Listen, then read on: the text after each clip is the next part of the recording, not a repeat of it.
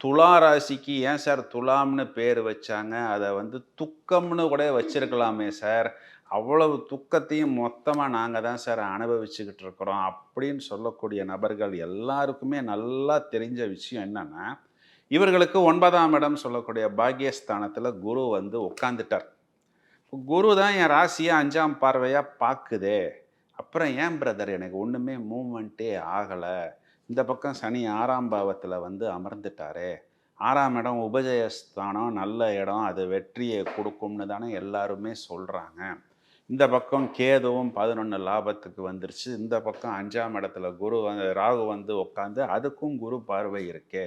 So எல்லா விதங்கள்லயும் கோச்சாரம் எனக்கு நல்லா தானே இருக்கு. ஏன் ஒர்க் அவுட் ஆகல? அப்படின்னா, 10ஆம் இடம்னா ஒரு மனிதனுக்கு தொழில் ஸ்தானம். தொழில்ல தான் உங்களுக்கு ஜீவனம். அதில தான் லாபம். அப்படி வந்தா தான் எல்லா வேலைகளுமே உங்களுக்கு நடக்கும்.